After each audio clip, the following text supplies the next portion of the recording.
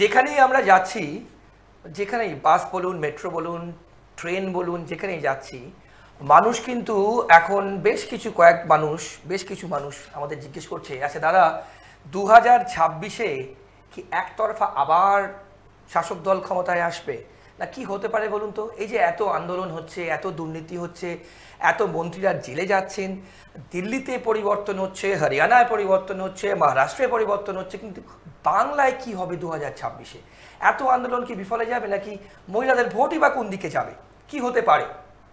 এই প্রশ্ন কিন্তু আমরা যেখানে চায়ের দোকান থেকে, ক্লাব থেকে, রাস্তা থেকে, আমার নিজস্ব যেখানে আমরা থাকি, সেই সমস্ত মানুষজন কিন্তু আমাদের জিজ্ঞেস করছেন। আপনারা ট্রাইব ট্রি বাংলায় এই অনুষ্ঠান দেখছেন, আপনাদের সঙ্গে আমার নাম শান্তনু। আমাদের বিশেষ করে এই অনুষ্ঠানে আমরা যা প্রেডিক্ট করি এবং যেভাবে আমরা মূল্যায়ন করি, আশা করি আপনাদের প্রচুর পার্টিসিপেশন এবং প্রচুর কমেন্ট আপনারা লেখেন, এবং আমরা প্রতিটা কমেন্টকে সম্মান জানিয়ে আরও কমেন্ট চাই যে আরও আপনারা দেখুন এবং আপনাদের মতামত শেয়ার করুন। তা আজকে খুব ইম্পর্টেন্ট এবং খুব গুরুত্বপূর্ণ এপিসোড আমরা আপনাদের সামনে নিয়ে আসছি। 2026-এ দুটো টার্ম আমরা ইউজ করছি, ক্লোজ রেস নাকি কেকওয়াক। কেকওয়াক মানে একতরফা, খুব সহজ, আর ক্লোজ রেস মানে ফটো ফিনিশ। কোনটা হতে যাচ্ছে? পাশাপাশি এই মুহূর্তে দাঁড়িয়ে বাংলাদেশেও কিন্তু নতুন খেলা শুরু হয়েছে। বাংলাদেশ পাকিস্তানের সাথে ঘনিষ্ঠতা বাড়াচ্ছে, ভারতের সঙ্গে সম্পর্ক খারাপ করছে। কেন? কিসের জন্য? আবার নতুন কি মোটিভ, আবার নতুন কি প্ল্যান ইউনূসের? এই নিয়ে কিন্তু আমার আলোচনা। অর্কপ্রভ সরকার, রাজনৈতিক বিশ্লেষক এবং প্রবীণ সাংবাদিক আমার পাশে বসে আছেন, এবং এপিসোডের পর এপিসোড কিন্তু আমরা বিশ্লেষণ করছি তার সঙ্গে। অর্কদা, আমি প্রথমে যেভাবে শুরু করলাম, যে মানুষজনের এত প্রশ্ন, বিশেষ করে আপনাকে জিজ্ঞেস করতে বলছে, আমাকে বলছে আপনাকে মূল্যায়ন করার জন্য, কি হতে যাচ্ছে 26-এ দাদা? 2026-এ কি হতে যাচ্ছে সেটা এই মুহূর্তে পুরো তো বলা সম্ভব নয়। বেশ, আমার ধারণা জবরদস্ত লড়াই হবে, এবং 2021 সালে তৃণমূল যথেষ্ট চ্যালেঞ্জের মুখে পড়েছিল, কিন্তু শেষ পর্যন্ত তারা বাজিমাত করে। 26-এ বিষয়টা অত সহজ হবে না, তার অনেকগুলো কারণ আছে। একটা হচ্ছে 15 বছর ক্ষমতায় থাকার পর তৃণমূল সরকারের বিরুদ্ধে স্বাভাবিকভাবেই প্রতিষ্ঠান বিরোধিতার হাওয়া উঠেছে। বেশ বেশ। সংখ্যালঘু তোষণ তৃণমূল কংগ্রেসের বিরুদ্ধে অভিযোগ আছে। বেশ। 2, নানাবিধ দুর্নীতির তদন্ত হচ্ছে। এক মন্ত্রী এখনো জেলে, একজন জেল থেকে ছাড়া পেয়েছেন। আবার কালীঘাটের কাকুকে নিয়ে টানাটানি হচ্ছে। প্রভাবশালীদের নাম সামনে চলে আসছে। কেন্দ্রীয় এজেন্সির তদন্ত গতিপ্রাপ্ত হবে। এবং সর্বোপরি বাংলাদেশে যেভাবে হিন্দুদের উপর নির্যাতনের ঘটনা ঘটছে, তার একটা অভিঘাত পশ্চিমবঙ্গেও পড়বে। বিজেপি এবং তৃণমূলের মধ্যে শতাংশের বিচারে ভোটের ফারাক 6%। তৃণমূল 2024 লোকসভা ভোটের ক্ষেত্রে, হ্যাঁ, তৃণমূল 46% আর বিজেপি 40%। বেশ বেশ। আর বিজেপি মুসলমান ভোট পায় না, যা ভোট পায় সেটা হচ্ছে হিন্দু ভোট। হিন্দু ভোটের মেরুকরণ বিজেপির পক্ষে এখন 55%। বেশ। সেই মেরুকরণ যদি বিজেপি 4% বাড়াতে পারে, তাহলে একদম তৃণমূলের ঘাড়ের কাছে নিঃশ্বাস ফেলবে এবং হাড্ডাহাড্ডি লড়াই হবে, অনেক ক্ষেত্রে ফটো ফিনিশ হবে। বেশ। কিন্তু যদি বিজেপি আর 4-5% বাড়তি হিন্দু ভোট জোগাড় করতে না পারে, তাহলে ফলাফল 2021 সালের মতোই হবে। বেশ। সেক্ষেত্রে অর্কদা, আপনি যেটার উপর স্ট্রেস দিলেন, হিন্দু ভোট সুইং এর ক্ষেত্রে, এই জন্যই কি বিরোধী দলনেতা আমি গর্বিত হিন্দুপুরে বিধানসভার বাইরে হিন্দু ভোট তো বিজেপির পক্ষে আছেই, আরও কিছুটা বাড়াতে হবে। এবং 4-5% যদি হিন্দু ভোট বিজেপি আরও নিজেদের ঝুলিতে আনতে পারে, তাহলে তৃণমূলের বিপদ বাড়বে। তার মানে এই নয় যে তৃণমূল ক্ষমতা থেকে হটে যাবে, কিন্তু বিজেপি এবং তৃণমূলের আসন সংখ্যার ফারাক খুব একটা বেশি হবে না। কিন্তু অর্কদা, এই যে ধরুন লক্ষ্মীর ভান্ডার ক্ষেত্রে আমরা অন্যান্য ক্ষেত্রে দেখেছি, যেটা যে জনপ্রিয়তা মুখ্যমন্ত্রীর একটা সময় লাস্ট বিধানসভা নির্বাচনের সময় ছিল, তারপর কিন্তু অনেক কিছু ঘটে গেছে। দুর্নীতির ক্ষেত্রে বলুন, মহিলা নিরাপত্তা বলুন, আরজি কর বলুন, স্যালাইন কেলেঙ্কারি বলুন, যাদবপুর একদম কারেন্ট কিছু একটা অভিজ্ঞতা হবে, সেটা বড় কিছু নয়। লক্ষ্মীর ভান্ডারের অ্যাডভান্টেজ আর তৃণমূল সেভাবে পাবে না, পেয়েছে তো, দুটো নির্বাচনে পেয়েছে। মানুষ অভ্যস্ত হয়ে গেছে লক্ষ্মীর ভান্ডার। যদি লক্ষ্মীর ভাণ্ডারের টাকা মমতা বাড়ান, কতটা বাড়াতে পারবেন, বিজেপিও বলছে পাল্টা তারা দেবে, তাতে খুব একটা ইতিবাচক কিছু হবে না। তৃণমূল যা ভোট পায় সেই ভোটই পাবে তার আশেপাশে। বিজেপিকে হিন্দু ভোটের মেরুকরণ তাদের পক্ষে আরো কিছুটা ঘটাতে হবে, তাহলে একেবারে তৃণমূলের ঘাড়ের কাছে তারা নিঃশ্বাস ফেলতে পারবে। মানে ওই যে ন্যারেটিভ আপনি আগে বলেছেন যে হিন্দু খাতরে মে হে, এটা হচ্ছে ন্যারেটিভ। অর্কদা, আরেকটা প্রশ্ন যেটা সবাই জিজ্ঞেস করছেন এবং আমিও আপনাকে জিজ্ঞেস করতে চাই তাদের হয়ে, মানুষের হয়ে, যে এখানে কিন্তু 1-to-1 ফাইট যদি হয়, 2011 কিন্তু আমরা জানি কংগ্রেসের সঙ্গে জোট করেছিল তৃণমূল কংগ্রেস। এইখানে বিধানসভার ক্ষেত্রে দাঁড়িয়ে অনেকেই বলছেন, জিজ্ঞেস করছেন, 1-to-1 যদি না হয়ে বিরোধী ভোট স্প্লিট হয়ে যায়, ভাগ হয়ে যায়। স্প্লিট হবে না, যারা তৃণমূলকে চায় না তারা বিজেপিকেই ভোট দেবে, আর তৃণমূলের সমর্থকরা তৃণমূলকে ভোট দেবে।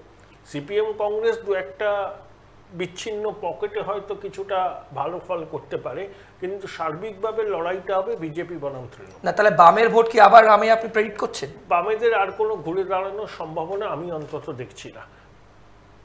বেশ, সেক্ষেত্রে আপনি 26-এ বলছেন যে একটা ফটো ফিনিশ হওয়ার চান্স আছে যদি এই হিন্দুত্বর ভোট বিজেপি সুইং করাতে পারে। ওকে, আমরা এবার একটু বাংলাদেশের দিকে যদি আসি। বাংলাদেশে এখন কিন্তু আবার নতুন খেলা শুরু হয়েছে, আবার আমরা দেখতে পাচ্ছি অস্থির হয়ে উঠছে বাংলাদেশ। কি চাইছে এখন মোটিভ কি ইউনূসের? বাংলাদেশের সব থেকে বড় কথা যে নির্বাচনটা কবে হবে সেটাই $1 বিলিয়ন প্রশ্ন। বেশ, ইউনূস বলছেন যে ডিসেম্বরে নির্বাচন হওয়ার সম্ভাবনা, কিন্তু ওর কথায় ও কাজের কোনো মিল নেই। ছাত্রদের নতুন রাজনৈতিক দলটা বলছে আগে গণপরিষদের নির্বাচন, নতুন সংবিধান হবে, দ্বিতীয় রিপাবলিক হবে, তারপরে নির্বাচন। শেখ হাসিনাকে ফাঁসিতে না ঝোলানো পর্যন্ত নির্বাচনের কথা যেন বাংলাদেশের মানুষ না ভাবে, এই ন্যারেটিভটাও দিচ্ছে। আবার বিএনপি চাইছে নির্বাচন করতে, জামাতে ইসলামী ছাত্ররা এখন নির্বাচনের পক্ষপাতী নয়। ইউনূস সংস্কারের ধুয়ো তুলে ক্ষমতায় টিকে থাকতে চাইছেন, সেনাবাহিনী একটা টাইম ফ্রেম দিয়ে দিয়েছেন।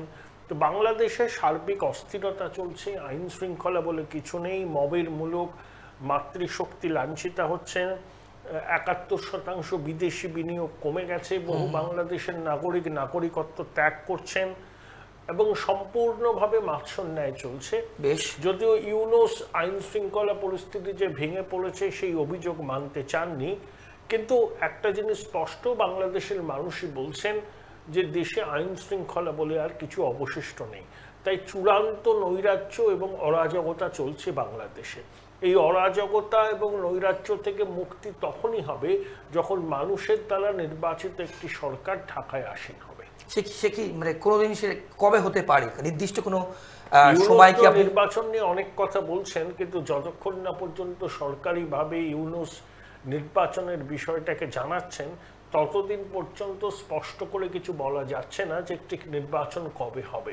নির্বাচনকে করতেই হবে, টালবাহানা করে কিছুদিন হয়তো নির্বাচন পিছোতে পারে, কারণ ইউনূস জানে নির্বাচন হলে এই অন্তর্বর্তী সরকার তো আর ক্ষমতাসীন হবে না। বেশ, সেই জন্য যে কোনো মূল্যে ক্ষমতায় থাকার মেয়াদটা দীর্ঘমেয়াদী করতে চান, সেই জন্যই নানা ছুতোয়, নানা আছিলায়, নানা সংস্কারের ধুয়ো তুলে ইউনূস নির্বাচনটাকে পিছিয়ে দিতে চাই। ইকোনমিক্যালি এই যে এখন যা অস্থিরতা চলছে অর্কদা বাংলাদেশে, ইকোনমিক্যালি তো বাংলাদেশ বিধ্বস্ত অবস্থায় চলে যাচ্ছে। যত এরকম চলবে তত হবে। বিদেশি বিনিয়োগ আসছে না, IMF চতুর্থ কিস্তি ঋণের টাকা দিচ্ছে না, বস্ত্রশিল্প ধুঁকছে, বহু মানুষ কর্মহীন হয়ে পড়েছেন, খাদ্যপণ্যের অস্বাভাবিক মূল্য বৃদ্ধি, ভেঙে পড়া আইন শৃঙ্খলা, এইরকম পরিস্থিতি থাকলে কোনো বিনিয়োগ হয় না, বরঞ্চ বিনিয়োগ পালিয়ে যায়। বাংলাদেশে ঠিক তাই হচ্ছে।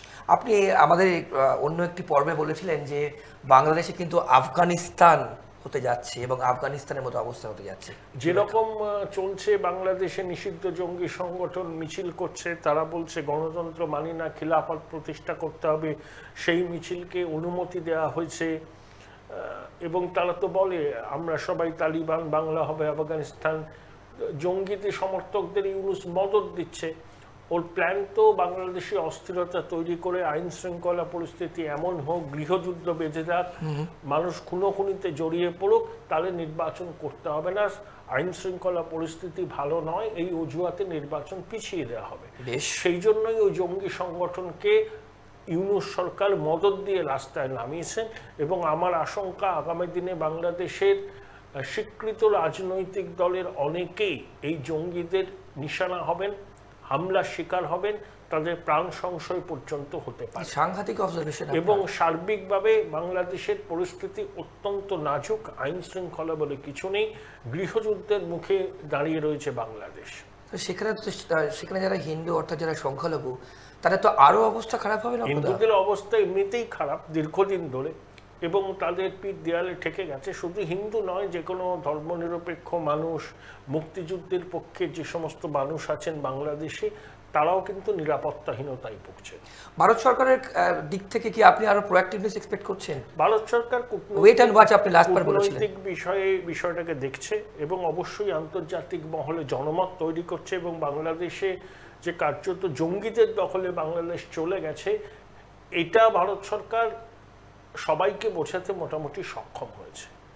বেশ, তাহলে আগামী দিনে এই মুহূর্তে দাঁড়িয়ে কিন্তু আপনি কোনো পরিবর্তন বাংলাদেশের ক্ষেত্রে দেখছেন না? আপাতত কিছু হচ্ছে বলে তো মনে হচ্ছে না। যতক্ষণ না পর্যন্ত নির্বাচনের মাধ্যমে একটা সরকার বাংলাদেশে তৈরি হবে, ততক্ষণ পর্যন্ত সেখানকার সার্বিক পরিস্থিতির কোনো গুণগত পরিবর্তন হবে না। অর্কদা, একদম শেষ প্রশ্ন করি। প্রথম যে টপিকটা নিয়ে করেছিলাম আমরা, 200+ আমাদের এ রাজ্যে কিন্তু প্রেজেন্ট তৃণমূল কংগ্রেস লাস্ট পার্চে পেয়েছিল।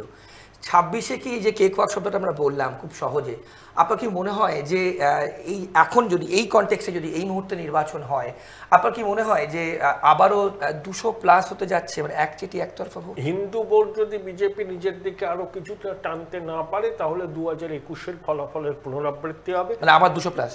হ্যাঁ, আর ওই কাছাকাছি। আর হিন্দু ভোট যদি বিজেপি নিজের দিকে টানতে পারে, তাহলে তৃণমূলকে কঠিন চ্যালেঞ্জের মুখে পড়তে হবে। বেশ, অনেক ধন্যবাদ অর্কদা আপনার সময়ের জন্য।